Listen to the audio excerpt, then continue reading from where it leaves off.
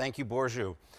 So if you would now, I'd love to turn to the next segment and welcome to the stage Jean-Marc Duvoisin, the CEO of Nespresso, part of Nestle, as well as Anne Veneman, the former U.S. Secretary of Agriculture and head of UNICEF, to talk about their partnership. And they will be joined in a few minutes by Mr. William Warshauer, the CEO of TechnoServe. Please join me in welcoming them. Thank you.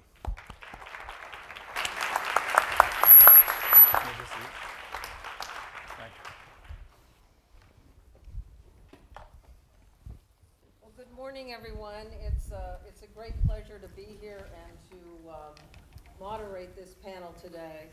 And I'd like to begin by thanking the organizers and the great team behind this conference. I think it's been certainly a tremendous day yesterday, talking about everything from the importance of embedding shared value in strategy to measurement to differentiation to collective value to instilling the shared value concepts into your leadership team and your staff.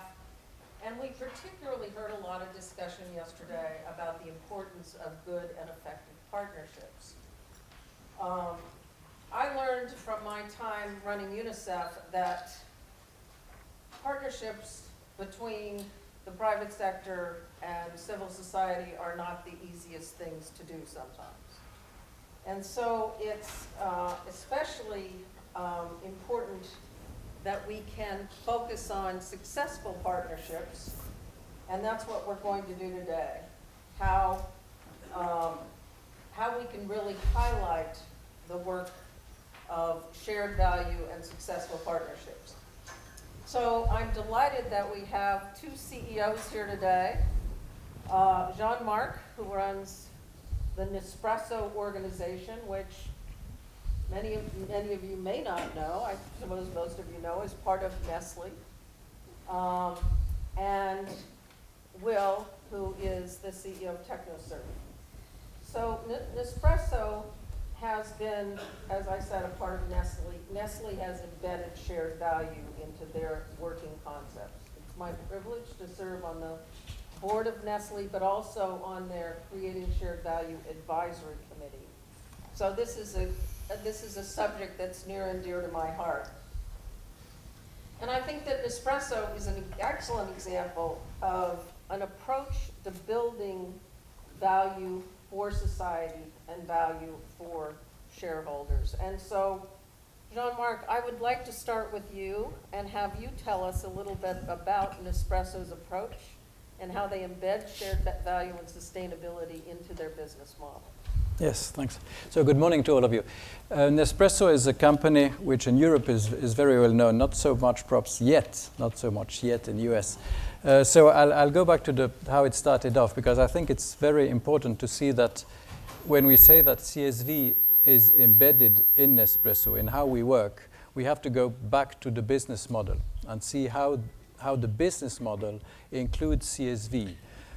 So in fact, Nespresso was an invention of someone who in 1976 had this funny idea of wanting to put coffee in a capsule in order to be able to replicate the best kind of Italian coffee you have with a very expensive machine. These machines you see in Italy cost about $10,000 to $14,000, and it's quite complicated to make work. So people in Europe were always having good coffee when they went to these coffee shops, but at home they didn't have access to be able to do this good coffee.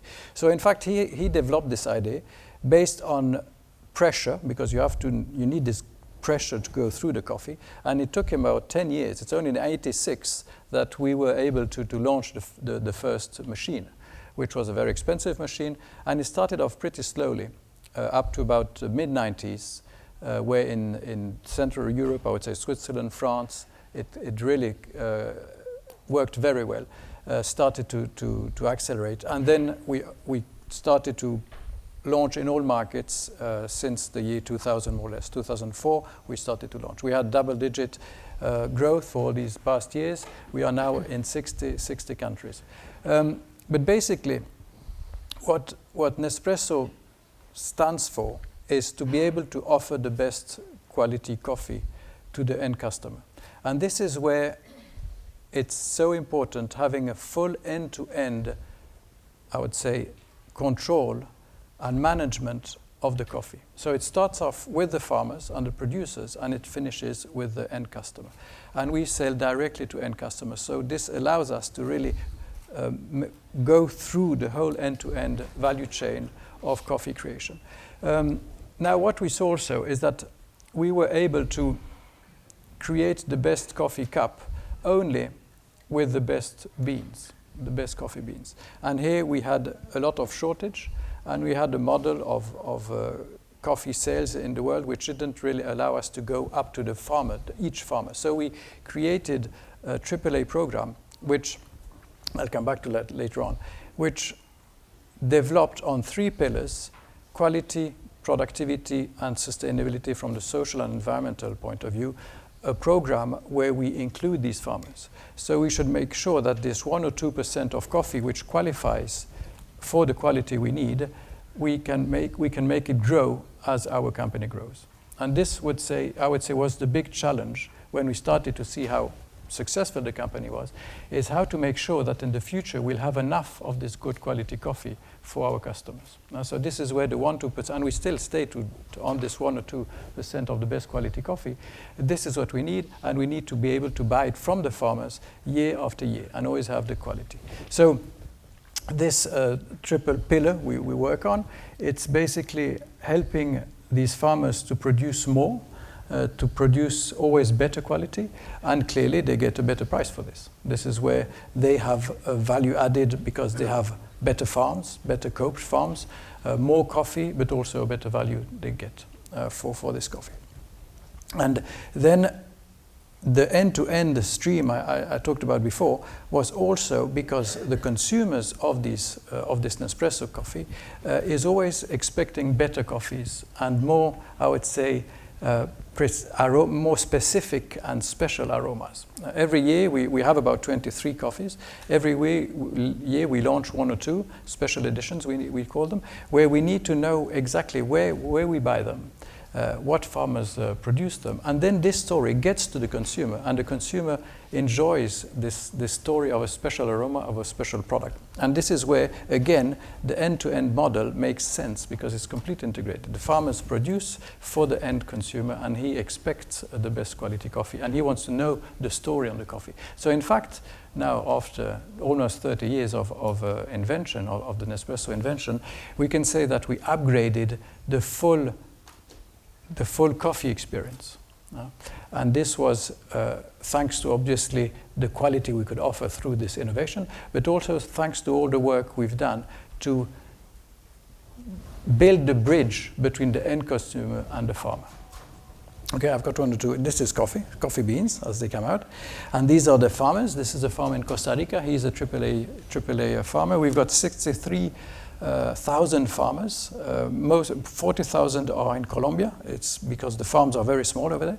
And the AAA program helps them also to have very beneficial effects on the way they live, the income, but also on the lowering down the sickness or the illness of the coffee, because they work it in a better way. So they also produce more from that point of view. And this is, I would say, just in a very nutshell, how I feel that creating shared value is embedded in our business model. And obviously, it's also our strategy, because it's a way of differentiating ourselves against competition. We are the only ones who can make sure that we have the best coffee. So this is also a competitive advantage. So it is in our strategy to always make sure that we can access the best coffee and we can position it as such for the end consumer. Great. And can you talk a little bit about, just to follow up, you work with partners in this process, one of which is represented by Will, who is sitting next to you, but also you work with other organizations that give you certification. Talk a little bit about the different kinds of relationships that you have with both certifying and partner organizations. So I would take the example of Colombia, because this is where we are the most present. Colombia is obviously one of the best producing coffee countries. The coffee in the lands, the lowlands, is a mainstream quality coffee. If you want good coffee, you need to go up in the mountains. That makes it much more difficult for the farmers. And the farmers in Colombia have an average of 1 hectare per farm. So they work. It gives resources just for one family. That's about it. So in Colombia, we launched a AAA program in 2003, and we did it with a rainforest. Basically, they developed all the criteria on social and environmental sustainability, and we developed the criteria on quality and productivity. And then we have, at a worldwide level, we have 300 agronomists which go in the farms and help these farmers to improve their quality, productivity, and sustainability. So this is what we did with Rainforest, but we work with many partners. As you mentioned, TechnoServe, but we'll talk about TechnoServe later on and how we work together very nicely. We work also with Fairtrade, we work with Fair Labor, IUCN. We have all these partnerships, which each of them bring different aspects to what we need. And also they have different priorities. Some are more focused on Latin America, some are better implemented in Africa.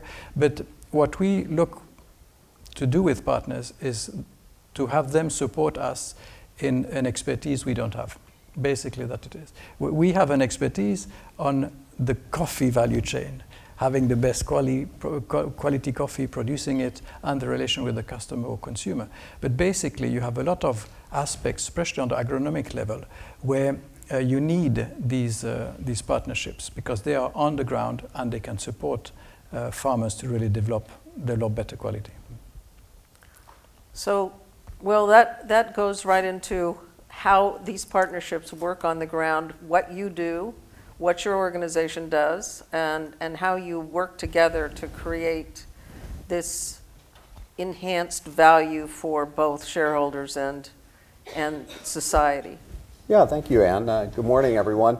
As TechnoServe is somewhat less well known than Nespresso, I will take a couple of minutes just to introduce the organization and go to your question. We are a 48-year-old not-for-profit organization dedicated to poverty alleviation. And we help enterprising men and women in developing countries build sustainable farms, businesses, and industries. So the typical partner whom we're working with is when they're farming, often farming an acre or less, often living on a couple of dollars a day, maybe starting or running a very small business. And we help those partners in 3 ways. We provide training and information to them, in the case of the farmer, agronomy information that can let them improve the quality of their crop and the yield that they're growing. We often connect them to sources of financing to help them expand what they're doing. Local microfinance institutions or other institutions financing small and growing businesses. And often, most importantly, we connect them up to businesses in the value chain that they're participating in. Those may be local businesses or regional businesses, and often they're large multinationals like Nespresso. And so in that sense, our vision is to try to work at a system level, thinking about the whole value chain and trying to help form an arrangement where all the parties in that value chain are winning, where all of them are earning profits. We believe that that is the best, most sustainable way for people to lift themselves out of poverty. So the small farmer needs to win, but we're very much in favor of profits of the other businesses in that value chain, because that means that those relationships will go on and they make sense in and of themselves. So we never give anything away, which is very tempting to us and our staff because we work with some very poor people. But we don't give away free fertilizer or other things because we want to help people get into business relationships with each other that make sense in business terms. We're also ambitious in trying to foster change at scale. We want change in the income of our partners so that they are lifted out of poverty, and we're looking for impact at sector-wide or national scale to help transform entire industries. I must say that in my role, I get to travel around and meet a lot of these people. And is hugely encouraging when I sit down with them and talk to them at the end of a long, bad road in Ethiopia or a mango farmer in Haiti, and I talk to them about how they're using this extra income. They talk about exactly the sorts of things you would expect and hope they would talk about. That their extra income is putting their kids into school, it's putting a metal roof on their house where they used to use thatch, it's allowing them to have medicine for the baby, exactly the sorts of things that you would hope. I think that TechnoServe is unusual, an unusual nonprofit in a couple of ways. One of them is that most of our staff come from the private sector. We have a lot of recovering management consultants. We've got some long-standing ties to McKinsey, and a lot of people come to McKinsey for us, but we don't discriminate. We take them from Bain and BCG and other places as well, from agribusinesses. And I think that obviously helps us in these sorts of partnerships because these people speak the language of business. We also, as an organization, have a very profound commitment to measuring impact. And while we work with a variety of different donor partners who want a variety of different things measured, we do common measurements everywhere we work. And our primary measure of success is the incremental revenue that our partners are earning. So that last year amounted to more than $60 million going into the pockets of these small farmers and small business people who are often living on $1 a day or a couple of dollars a day. We also calculate an ROI, a return on investment, for every project that we implement. Committed to using that information to think about which sectors and which types of projects are providing a better ROI. I think just to finish on how we think about these sorts of shared value partnerships, I was joking last night with Professor Kramer. I think our founder, Ed Bullard, started TechnoServe 48 years ago, and he branded the organization Business Solutions to Poverty. And today, that's not a very surprising organizational tagline, but 48 years ago, that was somewhat heretical. And so I was telling Professor Kramer, I think we've been doing shared value work long before he and Michael Porter named it and helped popularize it so much. So it is very much in our DNA. It is our starting point. So as I've listened to the discussions over the last couple of days about how do I mainstream in this organization, how do I convince my leadership team about shared value has sort of been TechnoServe's starting point.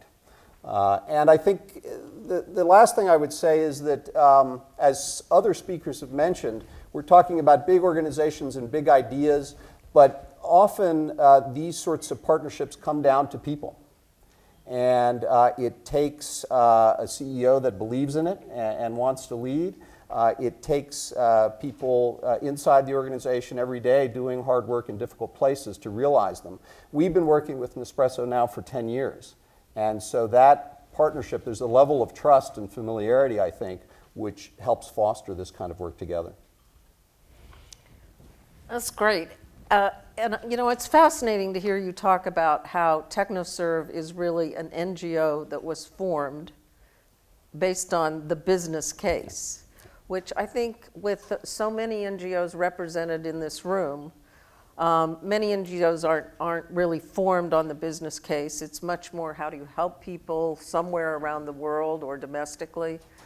But if you're here today, you're clearly interested in how to transition to this more collaborative way of helping alleviate poverty through shared values. So given the business case that you've used to build your NGO over the years, how would you advise NGOs who are here to make a transition to be able to do the kind of partnerships so effectively that you've done? I think you've got to do the hard work of gathering the data and making the case. One advantage of having so many former McKinsey people running around is that they are able to do a deep dive into particular sectors and industry. So TechnoServe works very broadly in coffee. That's not an accident, and it's not because we responded to an RFP that someone issued. It was really based on a piece of analysis that showed that a small farmer doing an acre can produce some of the best coffee in the world. She can compete with anyone. And so she can realize the price premium, and there's value that can be brought into that value chain, and the small farmer can benefit. So I think it is the rigor of having the data and doing the analysis that helps you build the business case with business. Great. Let me turn to a partnership that you have been involved in one of the newest countries in the world, and that is you're building a partnership around a coffee industry in South Sudan. Talk a little bit about that. It's a difficult country, has very little infrastructure. A few of us have visited there, and no hotels. How are you doing that? What do you hope to achieve? What are the unique aspects of the coffee production there that will make it an Nespresso desired kind of product? Yeah. So I'll start off again going back to the coffee experience we want to deliver to the customer, because that's where all the story starts off. I talked about the 1 or 2% of coffee which works and works for us, but this coffee we pay 30 to 40% higher than the usual coffee. So you can see that developing this special coffee allows the farmers to get much more for it. But for that we need to have traceability of the coffee, and we need to have a special experience we can offer to the customer so that he's prepared to taste and to buy this new coffee. The case of South Sudan is very interesting because in fact coffee comes from Sudan. The origin of the plant is Sudan, and the country is close to it. But South Sudan is really where you find the original coffee. Then out of Sudan you have about 6 varieties which went through the world. You heard about Arabica, Robusta, we work with 6 of them. In Sudan, you have more or less 80, but most of them are just natural plants. It's a bit like strawberries in our forest now. So you have these 80 different coffees which people don't really know about, didn't taste it. We know some of them, but not the 80. We know more or less 40 now. And this is a very interesting story of going back to the roots of what coffee stands for, and being able to develop a special quality and a special aroma, a special experience of coffee. But for this, we need to completely build almost from scratch the coffee production in South Sudan. So this is why we started off in 2011. This partnership with TechnoServe, and little by little we are producing, well they are producing, and we are buying coffee from them. We'll be able to launch a very small special edition in 2015 with the first crops, and it's the first product coming out of South Sudan besides or beyond oil.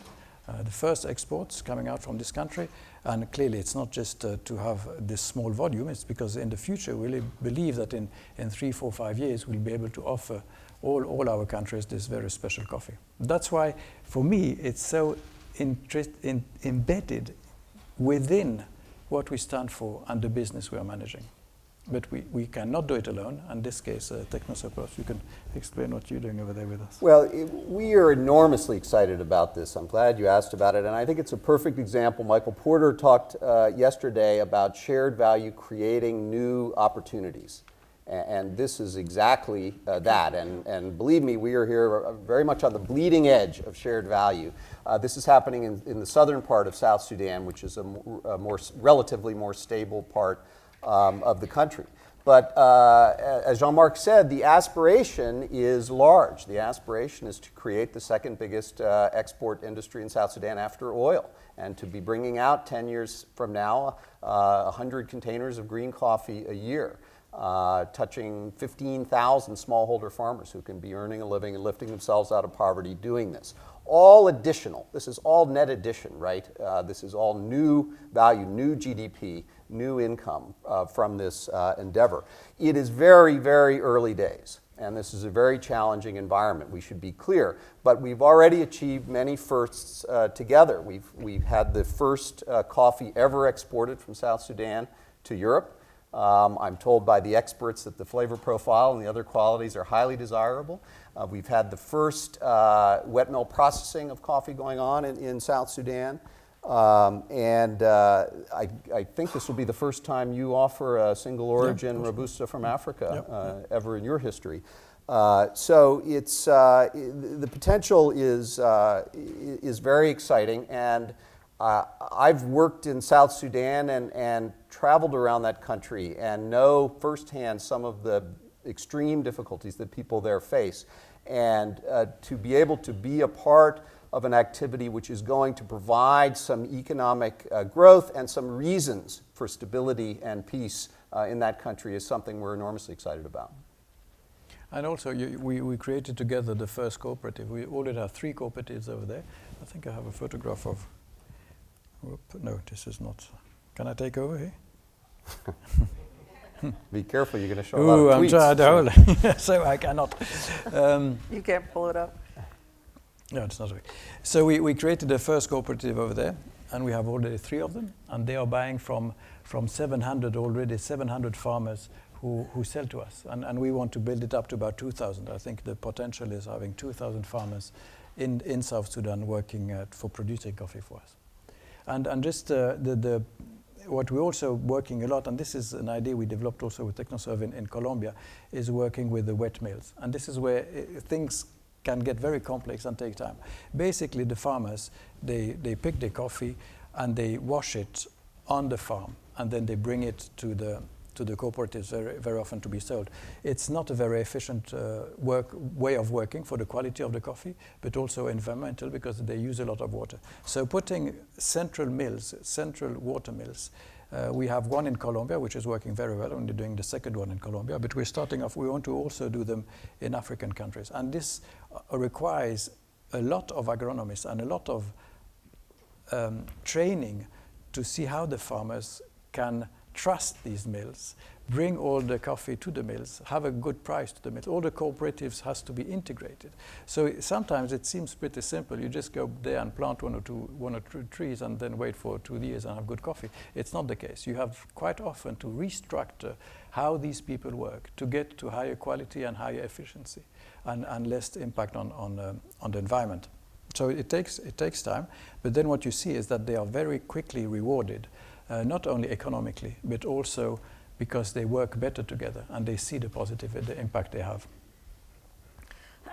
How do you educate the farmers as to what they're producing and for what market? I mean, they take pride in what they're growing, they're getting additional income, but what role do you both play, both the company and the work of TechnoServe, in really engaging that farmer, him or herself? And also talk a little bit about, we know that 70% of the smallholder farmers around the world are women. Talk a little bit about working with women farmers as well.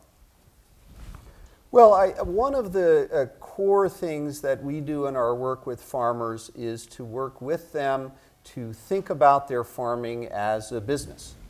And that's an interesting mind shift, and there's some hard skills around that, around numeracy and accounting and things, but it's a mindset shift as well. Happily, some relatively simple agronomic practices that are relatively easy to teach and do can have a very significant effect on yield.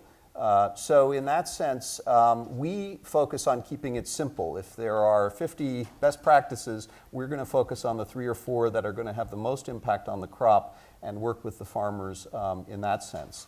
We have 1,500 staff around the world, and so almost all of them are working in the country where they're from, so we literally speak the language. And so in that sense, I think there's a connection with someone from their community or the next community that facilitates that sort of engagement. And then as Jean-Marc is saying, often there is work on aggregation and helping them come together in ways for processing coffee and other things so they can realize some economies of scale and they can interact with larger businesses up in the value chain. Yeah, I would like to add two additional comments.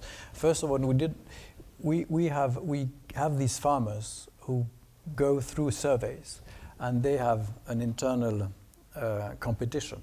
And the very best ones, the ones we pick one per country, we invite them to Lausanne, to the head office.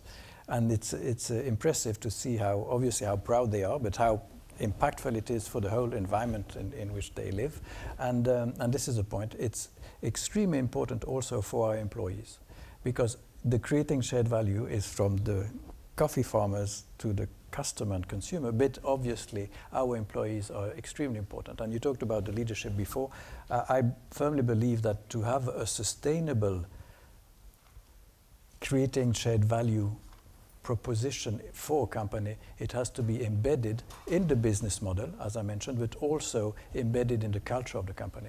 You cannot expect it all on the shoulders of the leadership. Then he or she moves, and then it can collapse. So if it's really embedded in your culture and what people expect from the company and from themselves, it makes it even stronger. So all these, we have these 15 farmers coming over from all the world.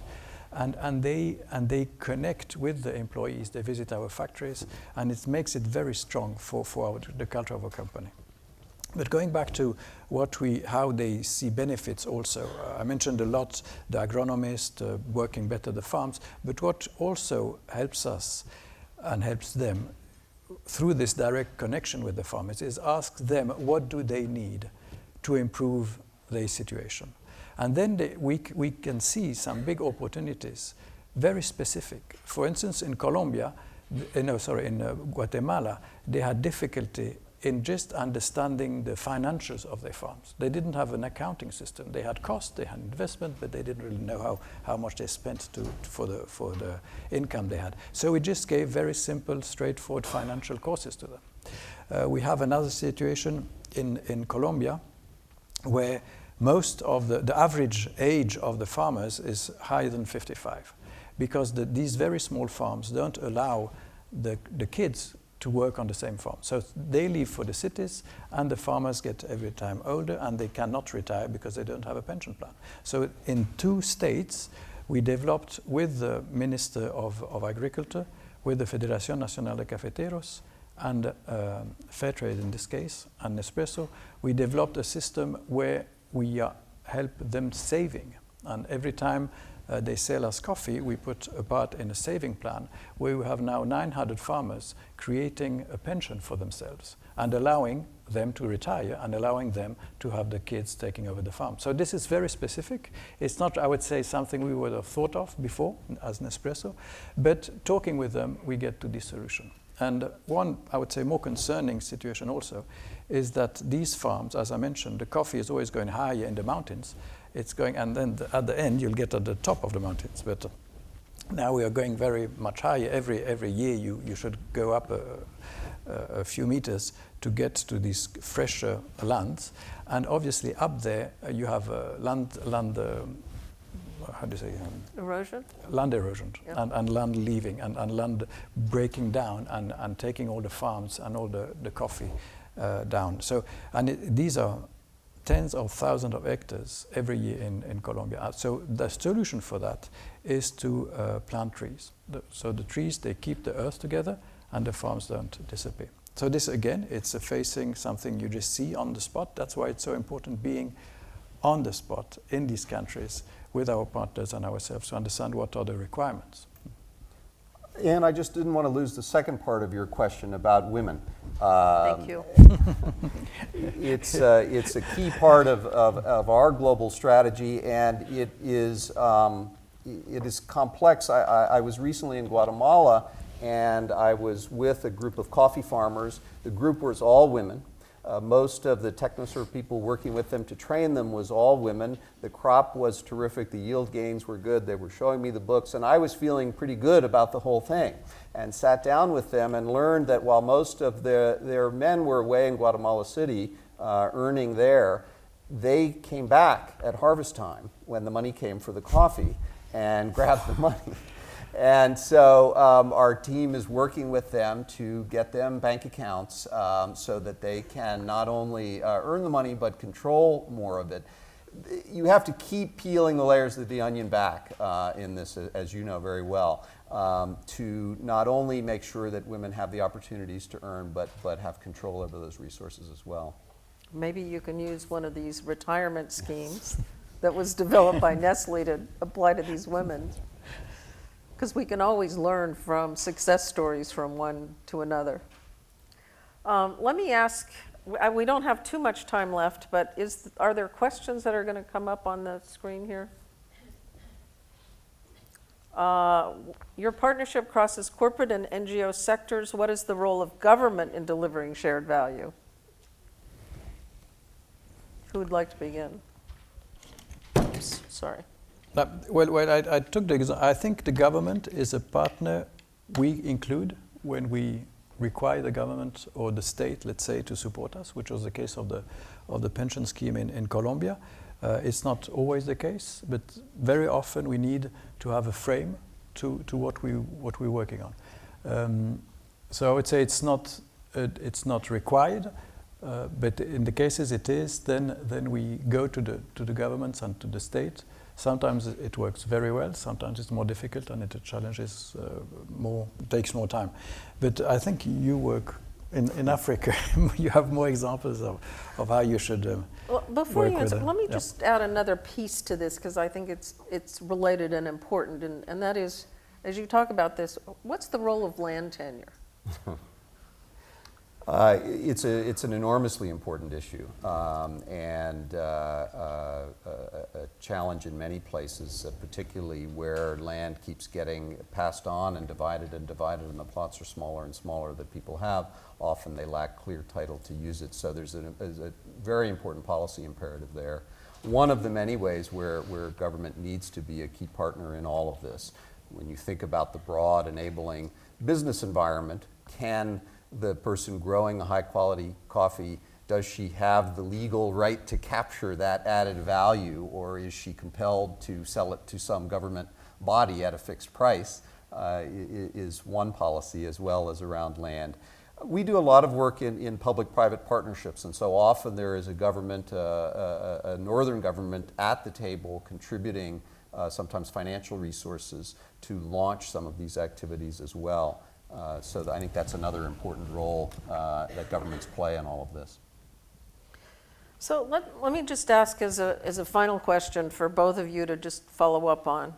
What are some of the challenges that you have found in implementing these kinds of programs, and what are some of the further opportunities? Where are the new frontiers?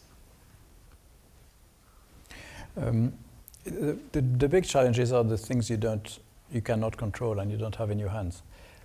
So you have quite a few of those. I would say one of them is the price of coffee, and we very often have a lot of discussions on the price of the coffee beans. This is a very hectic market which goes up and down and sometimes very low, and it could seem surprising, but when the price goes very low, it's not at all good for us. And that's where our business has a long-term view and a long-term approach to everything. And when the coffee goes too low, as it is in these days, then the farmers suffer so much. It's not good at all. We need a sustainable, stable coffee price, which allows everyone to benefit from this raw material. The farmers, the company, the consumers. If the price goes too low, you could say, well, the consumers will have cheaper coffee, but they won't have coffee for very long because people just pull the trees out and put something else. So I would say for me, this is the biggest challenge. How can we have, and it's not only coffee, how can we have raw material with more stable prices? And this is a difficult one to tackle. Yeah, I guess we don't have enough time to do a long list for you, but one of the things that has struck me as I've traveled around and met with the people we're working with is the issue that Jean-Marc raised of climate change. And by and large, these small farmers are reliant on weather to have their crops come in. And that's becoming more and more difficult. And you talked about people moving up higher and higher up the mountain to be able to grow coffee. So I think that's a huge challenge for us, and one we're actively working on, trying to do more climate smart programming and help people adapt to that. But that's a very big challenge in our space right now. Opportunities? South Sudan.